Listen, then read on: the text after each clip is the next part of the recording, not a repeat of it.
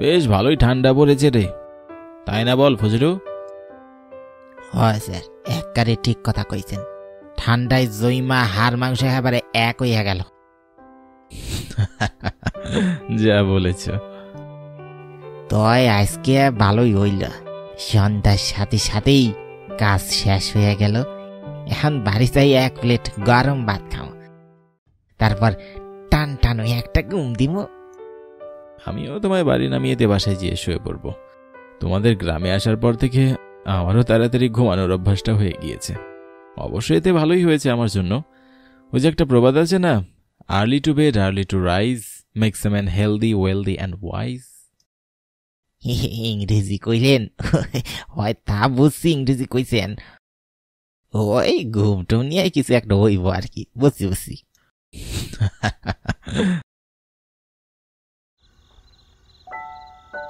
ফজলুকে নামিয়ে আমি সোজা বাড়িতে চলে আসলাম। রাতের খাবার খেয়ে তাড়াতাড়ি ঘুমিয়েও পড়লাম।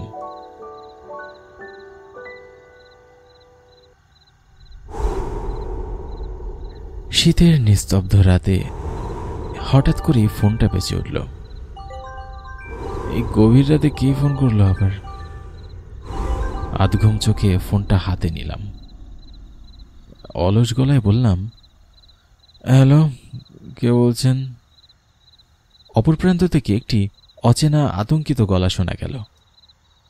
বড় বিপদ হয়েছে, একটা বিদ্যুতের খুঁটি পুড়ে গিয়েছে, পরিস্থিতি খুবই খারাপ, লোকজন বিপদে পড়েছে, তাড়াতাড়ি আসুন। কিন্তু কে আপনি? কোথা থেকে বলছেন? সেনহাটি গ্রাম, দয়া করে তাড়াতাড়ি আসুন। Hello hello. এরপর আর কিছুই শোনা গেল না। ফোনটি কেটে গেল। কয়েকবার ফোন করারও চেষ্টা করলাম, কিন্তু কোনো লাভ হলো না। কেউ এমন রাতের বেলায় মজা করার জন্য ফোন করবে বলে আমার তো মনে হয় না। অপরিচিত গলাটির আতঙ্কে ভরা আওয়াজে সত্যি কিছু ছিল। তবে আমি এই সময় একা যাবই বা কি করে? ওদিকে এত রাতে ফজলুকে পাবো কিনা তাও তো জানি না। আমার মনে দ্বিধা জাগল। গভীর রাত, বাইরে কুয়াশায় ঢাকা শীতের হিম বাতাস, কিন্তু সাহায্যের আরতি উপেক্ষা করাটাও কঠিন মনে হলো। ব্যাগ গুছিয়ে মোটরসাইকেল নিয়ে বেরিয়ে পড়লাম। অল্প কিছুদিন হলো এখানে বিদ্যুৎ অফিসের ইলেকট্রিশিয়ানের কাজ নিয়েছি। আশেপাশের বেশ অনেকগুলো গ্রাম নিয়ে আমার এরিয়া। তবে এমন রাতের বেলায় এর আগে কখনো যেতে হয়নি। অবশ্য এমন একটা চাকরি যে হুটহাট করে যে কোনো সময় দুর্ঘটনা বা বিপদ ঘটেই যেতে পারে। তাছাড়া বিদ্যুতের কাজে তো ঝুঁকি থাকেই। যাই হোক, শীতের রাতে কুয়াশার চাদর ভেদ করে গ্রামের মেঠো পথ ধরে এগিয়ে যেতে লাগলাম। সাইকেলের সামনে জ্বলতে থাকা টিমটিমে আলোয় অস্পষ্ট হলেও পথঘাট কিছুটা বোঝা যাচ্ছে, কিন্তু কেমন জানি একটু ভয় ভয় লাগছে আমার।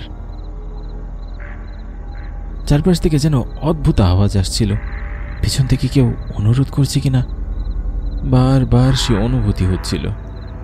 তবে ফজলু থাকলে এমন ভয় আমার লাগতো না। ওই অঞ্চলে অনেকদিন যাবৎ কাজ করছে, আশেপাশের সব জায়গা ওর হাতের তালুর নিচে। আমি তার বাড়ির দিকে রওনা হলাম। ফজলুকে সাথে নিয়েই রওনা হতে হবে। তার বাড়িতে পৌঁছানোর পর দরজায় ধাক্কা দিলাম।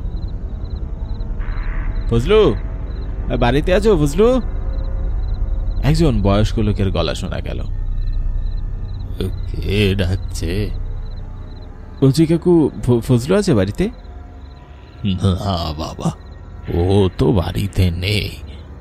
সন্ধ্যাবেলায় বাড়ি ফেরার পর ওর মামার অবস্থা খুব খারাপ শুনে তখনই আবার রওনা দিয়েছে। কখন ফিরবে বলতে পারি না। এই যা, আমার শেষ ভরসাটাও শেষ হয়ে গেল। এখন কি করি?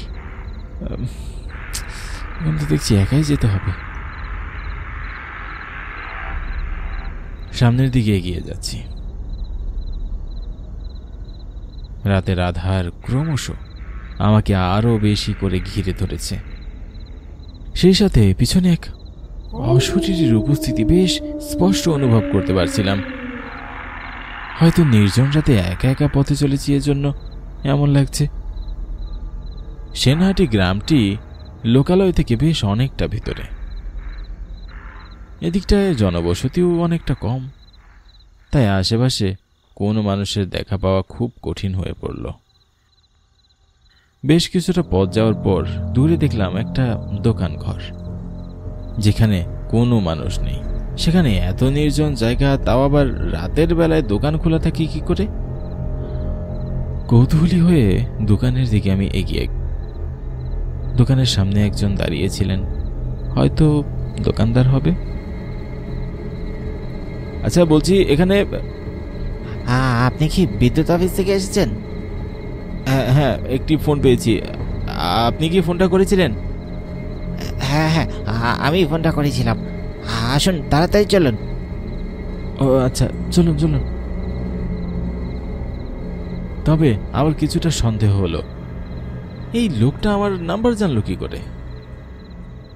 দুর্ঘটনা হলে আরো লোকজন থাকার কথা আশেপাশে, অথচ এখানে তো একদম নিস্তব্ধ, কোথাও কেউ নেই।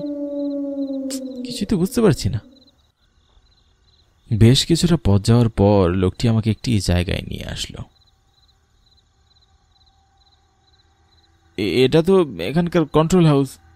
এখান থেকে গ্রামের সব জায়গায় বিদ্যুৎ সাপ্লাই হয়ে থাকে। তাহলে হয়তো এখানেই কানেকশনে কোনো গন্ডগোল হয়েছে। ওই যে স্যার, ওখানে ওই ঘরের ভিতর কোনো গন্ডগোল আছে স্যার। আচ্ছা, আপনি ঘাবড়াবেন না, আমি দেখছি ব্যাপারটা। ব্যাগ থেকে টর্চ লাইটটা বের করে কন্ট্রোল রুমের দরজা খুলে আমি ভিতরে ঢুকলাম। চারদিকে কি বিদঘুটে অন্ধকার রে বাবা! আমি এদিক ওদিক টর্চের আলো জ্বেলে লাইটের সুইচ খুঁজতে লাগলাম। ঠিক তখনই আচমকা কে যেন বাইরে থেকে দরজা আটকে দিল। এ কি, দরজা আটকালেন কেন? এত রাতে এখানে ডেকে এখানে কি হচ্ছে এসব? হ্যাঁ, দরজা খুলুন বলছি। এভাবে দরজা বন্ধ করে দিলেন কেন? এখনই দরজা খুলুন। কোনো সারা শব্দ পেলাম না। বাইরে দোকানদার লোকটির কথাও শুনতে পাচ্ছি না। তাহলে কি ও ইচ্ছা করে এমনটা করলো? কি অদ্ভুত ঝামেলায় বললাম রে বাবা! কেন যে এত রাতে বেরোতে গেলাম? টর্চের আলোয় অবশেষে সুইচ বোর্ডটা খুঁজে পেলাম। আলো জ্বালাতেই চারদিকে সবকিছু দৃশ্যমান হলো, কিন্তু সামনে তাকাতে আমি চমকে উঠলাম। দেখলাম এই ঘরে 4 জনের মৃতদেহ ইলেকট্রিক তারের সাথে ঝুলছে। সকলের দেহ পুড়ে কালো হয়ে গিয়েছে। কি বিভৎস দৃশ্য! কি হচ্ছে এখানে? প্রচন্ড আতঙ্কিত হয়ে আমি ইলেকট্রিক সার্কিট বোর্ডটা খুঁজতে লাগলাম। যেভাবে হোক আগে মেইন সুইচটা অফ করতে হবে। ওই তো main circuit board. Power supply of করতেই মৃতদেহগুলো ঝপ করে মাটিতে পড়ে গেল। কিভাবে হলো এসব? এই যে দরজাটি খুলুন প্লিজ, আমার সাথে এমন করবেন না। হ্যাঁ, আমি এখানে নতুন এসেছি। আমি এসবের কিছুই জানি না, দরজাটা খুলুন না। অনেক মিনতির পর অবশেষে দরজাটি খুলল। দেখলাম দোকানদার লোকটি বাইরে দাঁড়ানো, কিন্তু সেও কোনো স্বাভাবিক মানুষ নয়। সেও বিভীষিকাময় এক মৃত ছায়া। কেবল তার দেহাবশেষ দাঁড়িয়ে আছে মাত্র। কি দেখলেন? কেমন লাগলো বলুন? কি হচ্ছে এখানে আমাকে খুলে বলুন তো। আপনারা বিদ্যুৎ অফিসের লোকেরা দূর থেকে বসে তামাশা দেখে খুব মজা পান। আপনাদের ভুল কাজের কারণে মাঝখানে আগে এখানে বিদ্যুতের সার্কিটে 4 জন মারা যায়।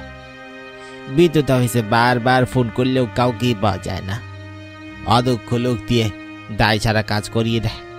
জনগণের টাকা মেরে আপনারা পালিয়ে যান, আর তার ফল ভোগ করতে হয় আমাদের দিতে হয় আমাদের জীবন। আমি এসবের কিছুই জানি না, আমাকে বিশ্বাস করুন। আর আপনাদের শহরের শিক্ষিত মানুষেরা এই ঘটনাটা চাপা দেওয়ার জন্য কি মিথ্যা সংবাদ করলো জানেন? খবরে লিখলো গ্রামের নিরক্ষর মানুষের ভুলের কারণে বিদ্যুতের লাইনে অসংযোগ। কত বড় নিষ্ঠুররা! ছি!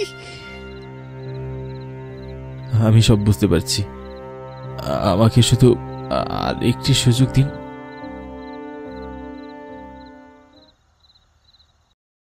স্যার, আপনাকে একটা বিশেষ খবর দেওয়ার জন্য আসলাম। কি খবর বলো? আমি এখন একটু ব্যস্ত আছি, তাড়াতাড়ি বলো। স্যার, ওই যে সেনহাটি গ্রামের যে পাওয়ার হাউসটা আছে না, ওখানে ছোটখাটো কিছু যান্ত্রিক গোলযোগ দেখা দিয়েছে। তবে আপনি যদি বলেন এই সমস্যাটা অনেক বড় করে দেখিয়ে বেশ মোটা অঙ্কের একটা বাজেট দাঁড় করানো যাবে। আরে পুরো টাকাটাই তো মানে বুঝতেই তো পারছেন। আর যদি সেখান থেকে খুশি হয়ে কিছুটা আমাকে দেন তো।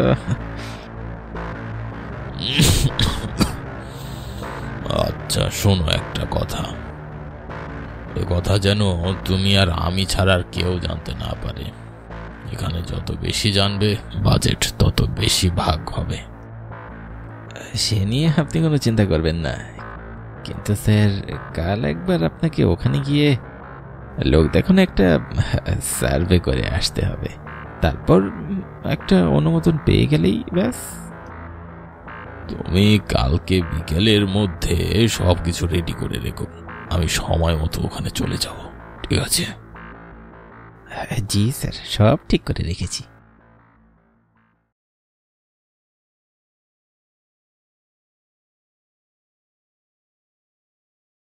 বিকেলে আসার পর সন্ধ্যা হয়ে গেল, এখনো আসলো না কেন? কোনোভাবে কি কিছু বুঝে গেল না তো? আরে ওই তো গাড়ি নিয়ে কেউ আসছে।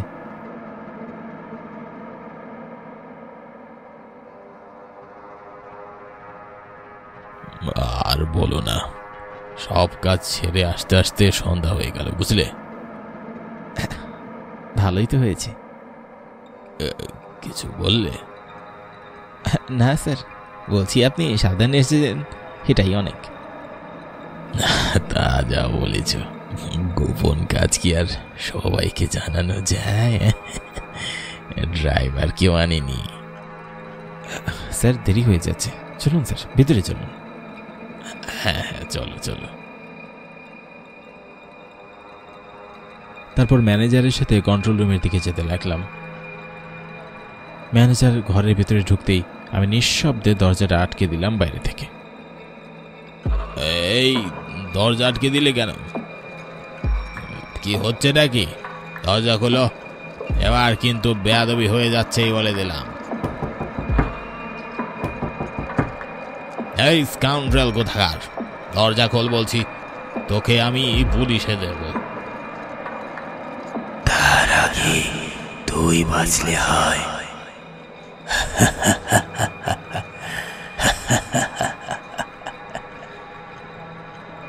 কে? কারা এখানে? কারা এখানে? তোকে তো মরতেই হবে।